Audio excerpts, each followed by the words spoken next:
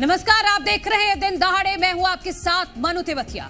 लोकसभा चुनाव से पहले एक बार फिर छत्तीसगढ़ के पूर्व मुख्यमंत्री भूपेश बघेल ने ईवीएम पर सवाल उठाए हैं। सवाल के साथ साथ दावा भी किया है कि अगर बैलेट पेपर से चुनाव हुआ तो चुनाव में कांग्रेस की जीत निश्चित है। भूपेश बघेल ने कार्यकर्ताओं को एक फॉर्मूला भी बताया है जिसके तहत देश में आम चुनाव बैलेट पेपर से ही हो सकते हैं।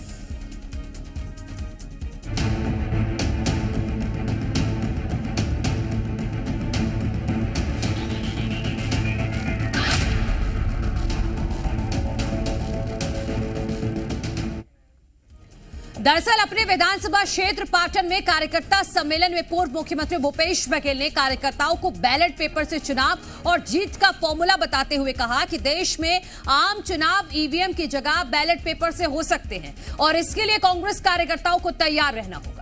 सभी कार्यकर्ता चुनाव के लिए नामांकन दाखिल करेंगे तो ईवीएम कम पड़ जाएंगी और ऐसे में अगर एक सीट पर 375 से ज्यादा प्रत्याशी हुए तो चुनाव ईवीएम की जगह बैलेट पेपर से होगा, जिसमें कांग्रेस की जीत निश्चित है। भूपेश बघेल के इस बयान पर सियासत भी लाजमी है। बीजेपी प्रवक्ता नलिनेश ठोकने ने कहा है कि भूपेश बघेल मुंगेरी लाल के सपने देखना बंद कर दे। अगर बैलेट पर इतना भरोसा है तो सभी 375 कैंडिडेट उतारने के लिए 2028 विधानसभा चुनाव का इंतजार करें।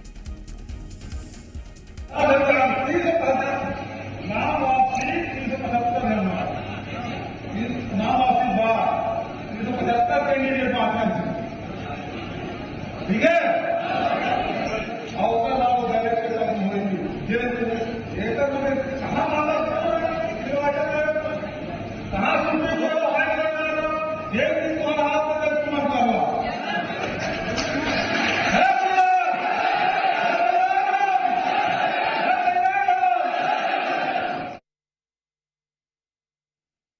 जिसमें वो कहते सुनाई पड़ रहे हैं कि 375 कैंडिडेट अगर किसी सीट पे खड़े हो जाएं तो वहाँ पे चुनाव ईवीएम से ना होकर बैलेट पेपर से होगा। भूपेश बघेल जी मुंगेरी लाल के सपने देख रहे हैं। भारतीय जनता पार्टी आपको चैलेंज करती है कि अभी तो आपको एक प्रत्याशी लोकसभा सीट पे मिलते नहीं दिख रहे हैं और 375 कैंडिडेट खड़ा करने की बात आप कह रहे हैं। बैलेट पेपर से देखना है तो आपको चैलेंज है 375 कैंडिडेट। आप आने वाले विधानसभा चुनाव 2028 के लिए तैयारी करिए। अभी तो आपको एक एक प्रत्याशी लोकसभा में। इस प्रकार से ईवीएम मशीन को लेकर एक अविश्वसनीय वातावरण बन चुका है। वोट देने वाली जनता भी ईवीएम को शक के निगाह पर देख रही है। विपक्ष के दल के लोग भी ईवीएम पर सवाल उठा रहे हैं। हाईकोर्ट में भी ईवीएम के खिलाफ याचिका लगी हुई है जिस पर कोई अभी फैसला नहीं हुआ है। एक अच्छा रास्ता यह है कि 375 से अधिक अगर कैंडिडेट होते हैं तो वहाँ पर ईवीएम की जगह बैलेट पेपर से चुनाव होगा और ये लोकतंत्र को बचाने के लिए और जनता के मन में जो बात है और जो विपक्ष दल के सवाल हैं उसके लिए एक अच्छा रास्ता होगा। बिल्कुल इस पर गंभीरता से विचार करना चाहिए। वहीं पूर्व सीएम भूपेश बघेल के बयान पर डिप्टी सीएम विजय शर्मा ने कहा है कि जब चुनाव आयोग मशीन हैक करने के लिए कहता है तब कोई सामने नहीं आता और जब कांग्रेस की खुद की सरकार बनती है तब ईवीएम ठीक होती है, हार पर मशीन खराब हो जाती है। ऐसे दोहरे मापदंड नहीं होने चाहिए। आप बताइए मुझे, ईवीएम मशीन की प्रशंसा समूचे विश्व में है, सिर्फ भारत में नहीं है, समूचे विश्व में है। ईवीएम मशीन को आप हैक करो ये कहकर इलेक्शन कमीशन सामने खड़े होता है तो कोई नहीं आते हैं। और आपकी स्वयं की जब बड़ी बम्पर सरकार बनती है तब भी ईवीएम ठीक होता है और जब भी आपको चुनाव लड़ना होता है तब ईवीएम खराब हो जाता है। ऐसे दोहरे मापदंड नहीं होने चाहिए। ऐसे करके जनता को भ्रमित नहीं करना चाहिए। राजनीतिक क्षेत्र के कार्यकर्ता है, अच्छे कामों के लिए राजनीति करें, सिर्फ विरोध करना है इसलिए राजनीति नहीं करना। तो छत्तीसगढ़ के पूर्व मुख्यमंत्री भूपेश बघेल ने एक फॉर्मूला सुझाया है। कितना प्रैक्टिकल है ये फॉर्मूला कि हर लोकसभा सीट पर अगर 375 से ज्यादा प्रत्याशी खड़े हो जाते हैं तो वहां पर बैलेट पेपर से चुनाव कराया जाएगा, क्योंकि इतनी ईवीएम चुनाव आयोग कहां से लाएगा। ये फॉर्मूला भूपेश बघेल की तरफ से सुझाया गया है। कितना प्रैक्टिकल ये फॉर्मूला है और जो डिप्टी सीएम विजय शर्मा ने सवाल उठाए हैं इनको सभी का जवाब लेते हैं। मेहमान हमारे साथ जुड़ गए हैं, उनका परिचय आपसे करा देते हैं। भारतीय जनता पार्टी का पक्ष रखने के लिए हमारे साथ जुड़ेंगे उमेश घोरमुड़े जी, और लेकिन उससे पहले सत्यप्रकाश जी हमारे साथ जुड़ गए हैं। हैं कांग्रेस का पक्ष रखने के लिए। गंगेश द्विवेदी जी हमारे साथ वरिष्ठ पत्रकार जुड़ गए हैं। सत्यप्रकाश जी और गंगेश जी, आप दोनों का बहुत बहुत स्वागत है। लेकिन सत्यप्रकाश जी, जो डिप्टी सीएम विजय शर्मा जी सवाल पूछ रहे हैं कि जब जिस राज्य में आपकी जीत हो जाती है वहां तो ईवीएम ठीक रहती है, लेकिन जहां पर आप हार जाते हैं वहां पर ईवीएम पर सवाल उठाते हैं, और भूपेश बघेल जो फॉर्मूला सुझा रहे हैं कि 375 से ज्यादा प्रत्याशी खड़े कर दीजिए तो मजबूरन बैलेट पेपर से ही चुनाव कराना होगा फिर चुनाव आयोग को। प्रैक्टिकल है ये फॉर्मूला? मनु जी, देखिए आज जो लोकतंत्र की हालत हो गई देश में पिछले 10 साल में, अगर उसको बचाने के लिए 375 के अगर 475 भी कैंडिडेट को खड़ा होना पड़े तो होना चाहिए। लोकतंत्र को अगर बचाना है तो आपको ये आगे बढ़ के ये कदम उठाना पड़ेगा। मगर देखिए एक चीज़ मैं आपको याद दिलाऊंगा, जैसे विजय शर्मा जी बोल रहे हैं, तमाम बीजेपी के नेता बोलते हैं कि दोहरा मापदंड क्यों। मनु जी याद कीजिए 2018 का चुनाव जब हम तीनों प्रदेश में जीते थे, भले वो एमपी में इन्होंने अपने दमनकारी नीतियों से या धन बल से सत्ता हथियार ली, अलग बात है। मगर आपको याद होगा राहुल गांधी जी ने प्रेस कॉन्फ्रेंस की थी तीनों राज्यों में चुनाव जीतने के बाद, आपका भी मीडिया हाउस भी वहाँ था, बहुत सारे मीडिया हाउसेस थे, उन्होंने तब भी सवाल खड़ा किया था इसके ऊपर कि हम अभी भी बैलेट पेपर के पक्ष में है। ये पहली बात। दूसरी बात देखिए दोहरा मापदंड किसका, मैं एक चीज़ और उदाहरण बता रहा हूँ। मोदी जी जब गुजरात के सीएम थे तब उन्होंने क्या बयान दिया था, एक बहुत बड़े मीडिया हाउस के हवाले से मैं एक खबर आपके सामने पढ़ के सुना देता हूँ। मोदी जी बोल रहे थे, ब्रदर्स एंड सिस्टर्स, ये इंग्लिश में लिखा हुआ, when educated countries hold elections they read names and stamp ballot papers even today in America. मतलब कि आप सत्ता में आने के लिए आपने हर साम दाम दंड भेद कर दिया। उस समय आपको ईवीएम खराब लगता था, अब आप सत्ता में आ गए तो पता नहीं ईवीएम के साथ आप क्या छेड़खानी की, क्या कर रहे हैं कि आपको अब ईवीएम अच्छी लग रही है। ये तो उसी तरह से है ना, 100 दिन महंगाई कम करने के बाद हिमाचल में भी छेड़खानी हुई है ईवीएम के साथ विधानसभा चुनावों में। क्या आएंगे जब जी क्या बोल रहे हैं? हिमाचल में भी छेड़खानी हुई है ईवीएम के साथ विधानसभा चुनावों में। नहीं, हमारा सवाल यही है कि आप बैलेट पेपर कराइए ना। नहीं, ईवीएम ठीक है ना हिमाचल में भी हमने ईवीएम ठीक है हिमाचल में, वही में हम तो अभी भी सवाल उठा रहे हैं। हिमाचल हो चाहे कर्नाटक हो, हम तो अभी भी बोल रहे हैं बैलेट से करा लीजिए। मैं तो बोल रहा जिस प्रदेश में हमारी सरकार वहां भी बैलेट से करा लीजिए ना, क्या दिक्कत है? जब वहां पे 5 साल बाद चुनाव हो गया बैलेट से करा लीजिए, हम तो अभी भी तैयार है। मैंने जैसे आपको याद दिलाया 2018 में भी राहुल गांधी जी ने सवाल फिर भी खड़ा किया था, हम अभी बैलेट पेपर के पक्ष में है। इसलिए बोला इनकी जो सत्ता लोभी जो इनकी नीति है उसके कारण ये ईवीएम से अभी भी दूर नहीं भाग रहे हैं। ईवीएम को लेकर आपने बोल दिया, लेकिन मैं फॉर्मूले पर स्पेसिफिक सवाल जो भूपेश बघेल जी ने फॉर्मूला जो दिया है ये 375 प्रत्याशियों का, ये आप बताइए कि बीजेपी कह रही है कि आपके पास तो एक उम्मीदवार तो है नहीं आपके पास लोकसभा चुनाव लड़ने के लिए, आप 375 उम्मीदवार कहां से लाएंगे? देखिए मनु जी, बीजेपी के पास दिक्कत क्या हो गई है, बीजेपी वाले भूपेश बघेल जी खड़े हो गए, उनको मालूम है अब जब हमारे 11 प्रत्याशी जो खड़े हैं कहीं भी बीजेपी के प्रत्याशी वह टिकेंगे नहीं। भूपेश बघेल जी से लेकर चाहे देवेंद्र यादव से लेकर ताम्रध्वज साहू, तमाम जो हमारे 11 प्रत्याशी है, कवासी लखमा से, देखिए आपको भी मालूम है कैसे इन्होंने षड्यंत्र चालू कर दिया है। एफआईआर कराना हो, अनर्गल बातें करना हो, पोस्टर से व्यक्तिगत। अच्छा, दोनों बातें आप कह रहे हैं कि ईवीएम से चुनाव होगा तो हम हारेंगे, हम बैलेट पेपर से जीतेंगे। अब आप कह रहे हैं कि हमारे प्रत्याशी इतने मजबूत हैं कि बीजेपी कहीं टिकेगी नहीं, ये दोनों बातें कैसे चलेंगी? नहीं, वही तो मैं बोल रहा हूं ना, बीजेपी को समस्या क्या हो रही है। अगर आपको लग रहा है कि हमारे पास प्रत्याशी नहीं है, हमारे जो 11 प्रत्याशी सामने आए हैं उसके बाद आपको अनर्गल बातें क्यों करनी पड़ रही है, आपको बिलो द बेल्ट क्यों जाना पड़ रहा है? अगर हमारे प्रत्याशी कमजोर है या हमारे पास प्रत्याशी नहीं है तो ये दिखता है कि बीजेपी की हार निश्चित है छत्तीसगढ़ में 11 सीटों पे। इनको मालूम है कि हमारे जो सवाल जो थे 10 साल के जो हमारे वादे खिलाफ है, जनता के पास बहुत सारे सवाल है और हमारे पास जवाब नहीं है। यही इनके क्या, बस इधर उधर की बातें कर रहे हैं। और ईवीएम से ही होना है ना चुनाव, तो बैलेट पेपर से तो होना नहीं है, ईवीएम से ही होगा चुनाव। आप जीत रहे हैं, आप कह रहे हैं, तो फिर ये भूपेश बघेल को ये फॉर्मूला सुझाने की क्या जरूरत थी? मनु जी, मैंने बोला ना, आप ईवीएम से बैलेट से करा लीजिए, आप ईवीएम से मत करें, बैलेट से करें। हमें तो बार बार हमारी पार्टी बोले जहां हमारी सरकार है वहां जब 5 साल खत्म हो जाएगा, पूर्ण हो जाएंगे, वहां भी बैलेट से कराइए। बैलेट से कराने में समस्या कहते हैं कि एक और उदाहरण आपको बता देता हूं, moneylife.in जो वेबसाइट है उसने खबर छापी थी कि रिटायर्ड आईएएस ने चुनाव आयोग को पत्र लिखा कि भारत इलेक्ट्रॉनिक्स लिमिटेड जो जहां ईवीएम बनती है वहां पे बीजेपी के पदाधिकारी नियुक्त है 4।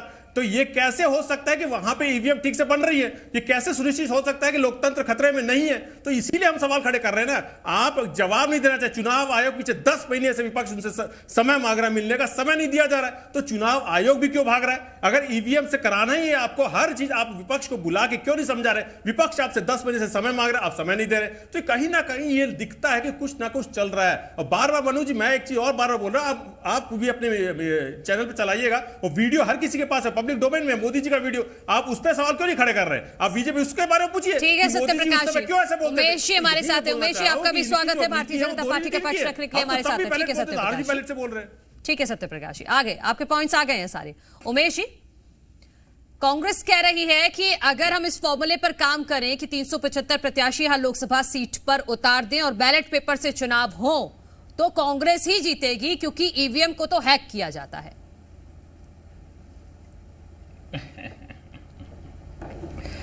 देखिए, मैं सोचता हूं कि ये कितने मासूम थे और क्या से क्या हो गए देखते देखते।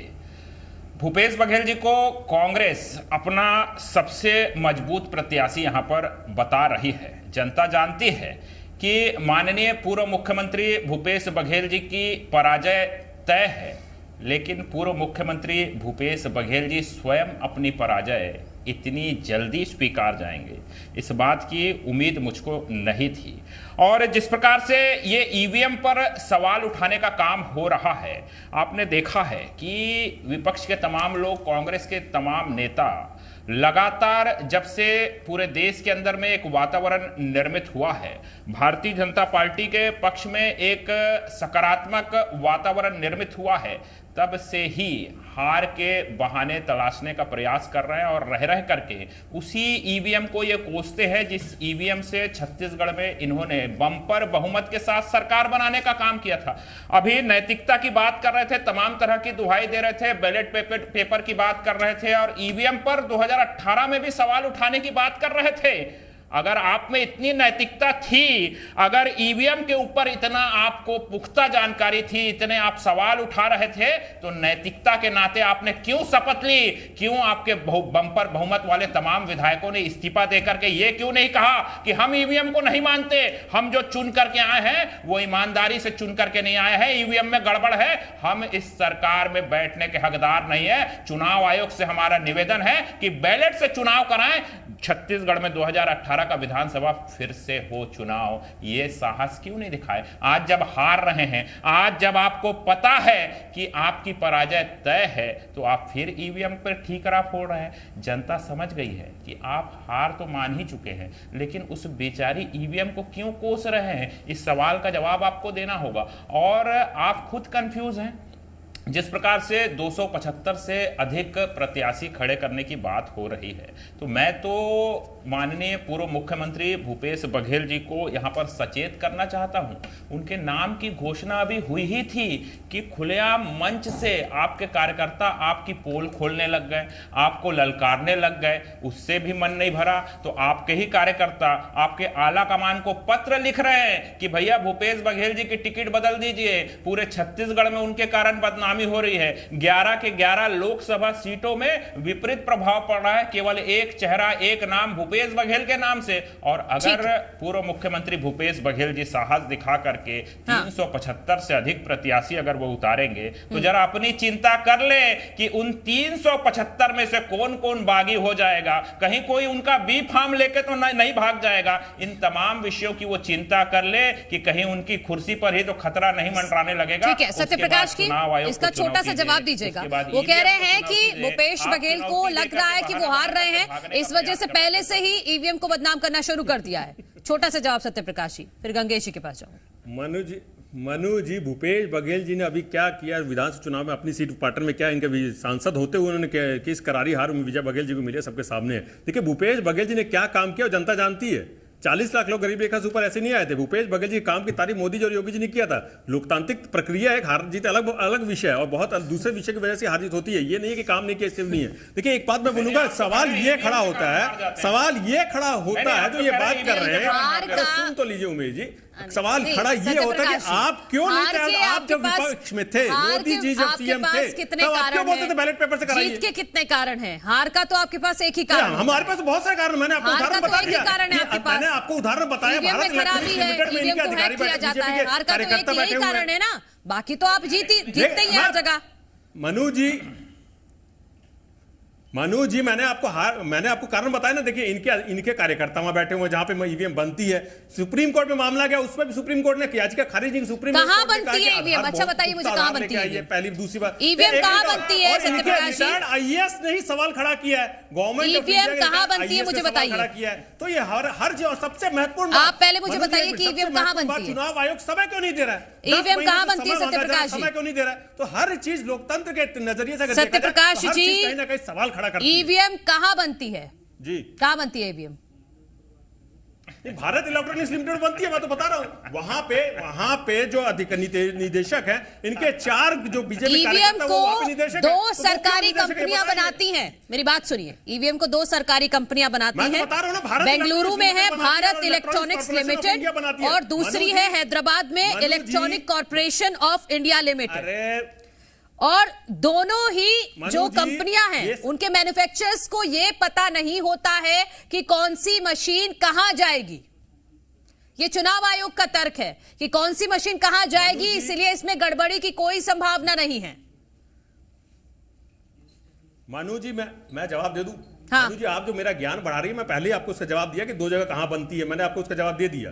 और दूसरी बात, जैसे मैंने बोला, एक जो भारत इलेक्ट्रॉनिक्स लिमिटेड है, उस पर आप सवाल क्यों नहीं खड़े कर रही हैं आप मीडिया में होते हुए कि उनमें जो 4 जो इनके निदेशक क्यों बैठे हुए बीजेपी कार्यकर्ता? ये मैंने आपको क्या दूसरी लाइन सुनी आपने जो चुनाव आयोग ने तर्क दिया है? उन्होंने कहा है कि जितनी भी ईवीएम बनती है उनकी मैन्युफैक्चरिंग की जाती है, लेकिन ये तय नहीं किया जाता कि कौन सी मशीन कहां जाती है। ठीक है, बीजेपी के लोगों से ठीक है, मैं पूछ लूंगी सवाल, लेकिन गंगेश जी को मैं शामिल कर लेती हूं। गंगेश जी, चुनाव हुए नहीं है कि ईवीएम को बदनाम करना और ईवीएम को रुस्वा करना शुरू कर दिया है? जी, निश्चित तौर पर देखिए, ये हर इलेक्शन के पहले ये बातें आती हैं, ईवीएम की उपयोगिता और उसकी विश्वसनीयता को लेकर सवाल खड़े होते हैं। लेकिन मैं ये कहता हूं कि मैं पक्ष लूंगा भारतीय चुनाव आयोग का। भारतीय चुनाव आयोग स्वतंत्र एजेंसी होती है जो इलेक्शन कराने के लिए पूरी तरह जिम्मेदार होती है। वो सारी सावधानियां बरतती है और भारत के जो कानून है उसके हिसाब से जैसे ही आचार संहिता लगती है, इवन अधिकारी और कर्मचारी भी चुनाव आयोग के अधीन हो जाते हैं। यानी कहीं पर भी राजनीति का प्रभाव नहीं रहता है। जो भी सत्ता में रहे उसकी सत्ता समाप्त हो रहती है। तो मुझे लगता है कि इलेक्शन कमीशन जब कोई चीज़ को तय कर रहा है और वो अगर ईवीएम बनवा रहे हैं और ईवीएम को उपयोग करने के पहले निश्चित तौर पर विशेषज्ञों से जांच कराते होंगे, अपने स्तर पे पूरी पुष्टि करने के बाद ही वो उसको उपयोग में लाते होंगे। और मुझे लगता है ये प्रक्रिया सतत चलती है। दूसरी बात, जब पिछली बार 2013-14 के चुनाव 13 के चुनाव में जब जोर शोर से मामला उठा था, सारे राजनीतिक दलों ने इस पर आपत्ति की थी। तो और इलेक्शन कमीशन ने सारे राजनीतिक दलों को आमंत्रित किया था कि आप लोग आइए और यहाँ पर हैक करके दिखाइए, बिल्कुल कहाँ क्या कमियां रहे ईवीएम में उसको रेक्टिफाई करके बताइए। तो वहां पर किसी भी राजनीतिक दल ने वो प्रक्रिया पूरी करके नहीं दिखाया। इसका मतलब ये देखिए, भले राजनीतिक बातें अपनी जगह हो, लेकिन इलेक्शन कमीशन की जो प्रक्रिया है उसको हम इस तरह से खारिज नहीं कर सकते, पहली बात। दूसरी बात, भूपेश बघेल जी ने जो कहा कि 375 लोग से अधिक खड़े हो तो मैं इस फॉर्मूले को भी बताइएगा, क्या प्रैक्टिकली पॉसिबल है ये? वोटिंग करानी पड़ेगी। तो एक तरह से देखा जाए तो पूरे वो पूरा एक सिस्टम है। अभी जो इलेक्शन कमीशन का सिस्टम, उस सिस्टम को प्रभावित करने वाली बात है। अगर कहीं पर स्वभावतः मतलब व्यवहारिक रूप से अगर कहीं पर लोग कैंडिडेट खड़े होते तो अपनी अलग बात है, लेकिन अगर इस तरह से अगर पार्टी की तरफ से इसको करके एक सिस्टम को कोलैप्स करने का प्रयास किया जाए तो कहीं ना कहीं ये भी अलोकतांत्रिक, मैं इस बात को मानता हूं कि आप जानबूझ के इस सिस्टम उस पर भरोसा नहीं करके और आप जो है इस सिस्टम को प्रभावित कर रहे हैं। और अगर होता है तो मुझे लगता है कि ऐसा हो जाने दीजिए, कोई दिक्कत नहीं है। अगर इलेक्ट्रॉनिक मशीन जो रिजल्ट आ रहा है वो रिजल्ट बैलेट से भी आएगा, तो भूपेश बघेल जी को भी अगर लगता है तो करके देखें। मुझे लगता है उसका प्रयोग का परिणाम रिजल्ट में आ ही जाएगा। बिल्कुल। सत्यप्रकाश जी, आप चुनाव में जाते हैं, उसके बाद ईवीएम पर सवाल उठाते हैं, आप मना कर दीजिए ना कि हम नहीं लड़ेंगे चुनाव जब तक बैलेट पेपर से नहीं होगा। और ये अलग तरह का फॉर्मूला, जिसकी वजह से गंगेश जी भी कह रहे हैं कि इससे तो पूरा कोलैप्स हो जाएगा पूरा सिस्टम, अगर ये फॉर्मूला लागू हो गया तो अब इसी चुनावों में। तो मनु जी, आपने अच्छा सवाल किया कि हम मना कर दें। देखिए, चुनाव आयोग को हमने पत्र लिखा है, चुनाव आयोग से समय मांगा है, 12 वजह से मैं बता रहा हूं। तो वो बातचीत करने के लिए समय मांगा ना। अगर वहां सकारात्मक बात नहीं होगी तो विपक्षी दल जो इंडिया गठबंधन है सोचेगा, तो समय तो मिले, पहले समय तो मिलना चाहिए ना पहले, कि उसके बाद चुनाव आयोग से बैठ के बातचीत हो, उनसे समय मिले, उनसे बैठ के चर्चा हो कि आगे क्या है क्या नहीं है। अगर हमारी कोई आशंकाएं है, विपक्ष की कुछ आशंका है, उसको दूर करे चुनाव आयोग, तब तो हम आगे कुछ कदम उठाएं। पहली बात। दूसरी, देखिए एक चीज और बोलूंगा, जो गंगेश द्विवेदी जी बोल रहे हैं ईवीएम के ऊपर सवाल खड़े क्यों हो रहे हैं, जनता भी सवाल खड़े कर रहे हैं। आपको याद होगा कमलनाथ जी ने एमपी में जब चुनाव हुआ, विधानसभा, कमलनाथ जी ने क्या बोला था कि ऐसे ऐसे हमारे प्रत्याशी जिनके अपने गांव में 50 वोट नहीं मिले, ऐसे कैसे संभव है। तो ये दिखता है ना। आपको याद होगा चंडीगढ़, ये सत्ता अपनाने के लिए किसी हद तक जा सकते, चंडीगढ़ देख लीजिए। आपको एमपी का उदाहरण मालूम हो, विधानसभा चुनाव में कैसे एक कलेक्टर ने ईवीएम के साथ छेड़खानी की चल रहे थे, लेकिन जैसे ही ईवीएम खुली हम सारी सीटें हारने लग गए। उमेश जी, छोटा सा जवाब इस पर, वक्त की कमी है। देखिए, अब कांग्रेस के नेताओं को उनके गांव के लोग पसंद नहीं करते हैं, उनके घर के लोग कांग्रेस के नेताओं को वोट नहीं देते हैं, तो उसमें भी ईवीएम का दोष है। ये अपने आप में हास्यास्पद है।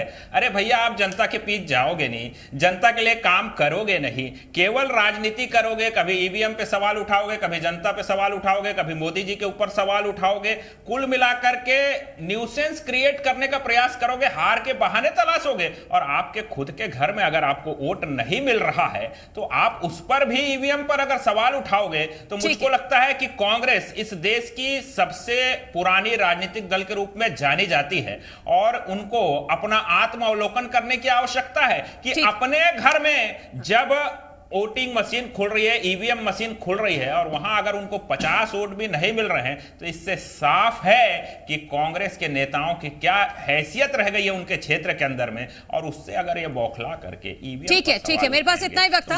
आप सभी का बहुत बहुत शुक्रिया इस चर्चा में शामिल होने के लिए। तो पूर्व सीएम भूपेश बघेल ने फॉर्मूला तो सुझाया है, लेकिन प्रैक्टिकली ये पॉसिबल दिखता नहीं है, और अब भविष्य में ही देखना होगा कि आखिर कांग्रेस का ये फॉर्मूला कब लागू होता है और कब बैलेट पेपर से चुनाव होंगे।